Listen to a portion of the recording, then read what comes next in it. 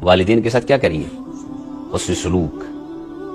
اس وقت کا سب سے بڑا مسئلہ یہ ہے کہ ہم جو اولاد ہے، اولاد یہ جو ہی بالغ ہو جاتی ہے یا بلوغت کی طرف آنا شروع ہو جاتی ہے یہ اولاد، تو اب اسے یہ خیال نہیں رہتا کہ میرا بچپن کیسے گزرا ہے، میرے بچپن میں مجھے کس نے پالا ہے، پرورش کس نے کی ہے، تربیت کس نے کی ہے۔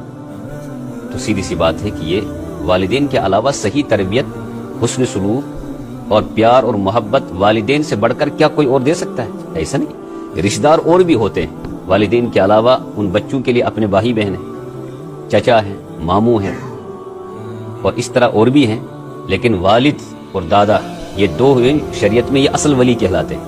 باپ نہیں تو اصل ولی کی جگہ اس کا دادا ہوتا ہے۔ یہ ان کی شفقتیں اپنے اولاد کے لیے بہت زیادہ ہوتی ہیں۔ لیکن یہ بچے اگر تربیت یافتہ نہ ہوں، اگر یہ دینی شعور نہ رکھتے ہوں، اگر انہوں نے مکتب میں، مدارس میں یا جہاں بھی یہ پڑھتے ہوں وہاں مضبوطی کے ساتھ اس پر غور نہ کیا گیا ہو کہ میں یہ جو پڑھ رہا ہوں، میں نے جو جنہیں والا بڑی بڑی ڈگریاں حاصل کی، میں نے قرآن کریم حفظ کیا، میں عالم بنا یا میں ڈاکٹر بنا، میں انجینئر بنا، میں کسی اور شعبے میں چلا گیا، ایسا اس پر غور کرنا ہے اولاد کو کہ آیا یہ میری اپنی قابلیت تھی، یا قابلیت کے ساتھ ساتھ کیا میری اپنی جد و جہد اور محنت تھی، یا پیچھے کسی نے میرے لیے دعائیں بھی کی ہیں، پیچھے میرے لیے کسی کی محنت ہے۔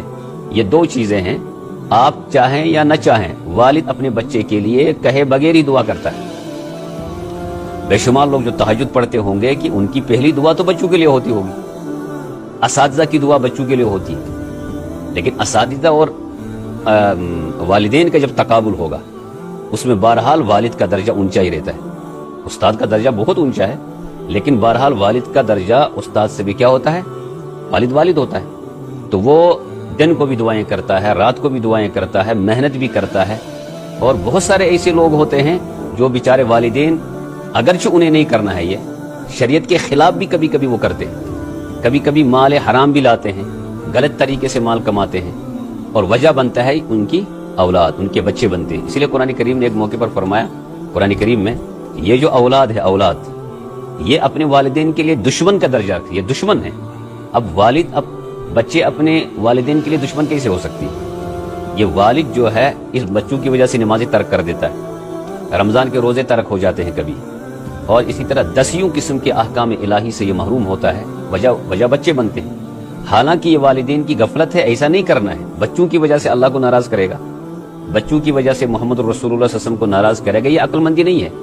جیسے حضرت عمر نے فرمایا تھا رضی اللہ عنہ، فرمایا تھا کہ یا رسول اللہ آپ مجھے محبوب ہیں، اولاد کے مقابلے میں بھی محبوب ہیں، کائنات کے مقابلے میں محبوب ہیں، لیکن اخیر میں فرمایا تھا کہ جو میری جان ہے، اپنی جان کے مقابلے میں آپ مجھے محبوب نہیں ہیں۔ تو اللہ کے رسول نے فرمایا کہ اپنا ایمان ابھی تمہارا ایمان مکمل نہیں ہے۔ تو اس وقت نبی حضرت عمر نے فرمایا کہ یا رسول اللہ اب میں اپنی جان پر بھی آپ کی ذات اقدس کو ترجیح دیتا ہوں، اپنی جان پر بھی میں آپ کی ذات اقدس کو ترجیح دیتا ہوں۔ گویا کہ والدین اپنی بچوں سے محبت رکھیں، شوہر بیوی سے محبت رکھیں، رشتہ داروں سے محبت رکھیں، اور لیکن ساتھ میں یہ سوچیں کہ کہیں ان کی محبت اللہ اور اللہ کے رسول کی محبت پر غالب نہ جائے۔ اسی طرح مال فتنہ ہے، مال کی وجہ سے کبھی کبھی انسان فتنے میں گرفتار ہوتا ہے، مبتلا ہوتا ہے۔ بہرحال بچوں کی بات کر رہا ہوں، بچے، اب ان بچوں کو اپنی جگہ یہ سوچنا ہے، طلباء کو اپنی جگہ یہ سوچنا ہے، یہ کہیں بھی زیر تعلیم ہو یا زیر تعلیم نہیں، یہ ان پڑھی بچے ہیں، کہیں کام کرتے ہیں، کسی وجہ سے تعلیم حاصل نہ کر پائے، کسی بھی قسم کا دوش اپنے والدین پر نہ ٹھہرائیں کہ یہ میرے مجرم ہے میرے لیے، بلکہ کسی بھی حالت میں ان کے والدین ہوں، کوئی بھی کبھی بظاہر کوتاہی ہوئی ہو تو اولاد کو چاہیے کہ اپنے والدین کو کیا کریں، معاف کر کر ان کی خدمت کریں۔ اگر کوئی شخص نو مسلم ہے، اس کے والد کافر ہیں، تو اس کافر والد کی بھی خدمت اس کے لیے کیا ہے؟ ضروری اور لازمی ہے۔ کبھی بھی ان کے ساتھ بے ادبی نہیں ہونی چاہیے، کیونکہ اللہ کو یہ چیز پسند، کتنا برا لگتا ہے اللہ کو۔ یہ حدیث میں آتا ہے کہ اگر طلباء کو، عوام کو، بچوں کو یہ دیکھنا ہو کہ کیا اللہ مجھ سے راضی ہے یا اللہ مجھ سے ناراض ہے، تو اس کی سب سے بڑی دلیل یہ ہے کہ وہ دیکھیں کہ ان کے والدین اس سے ناراض ہیں یا خوش ہیں۔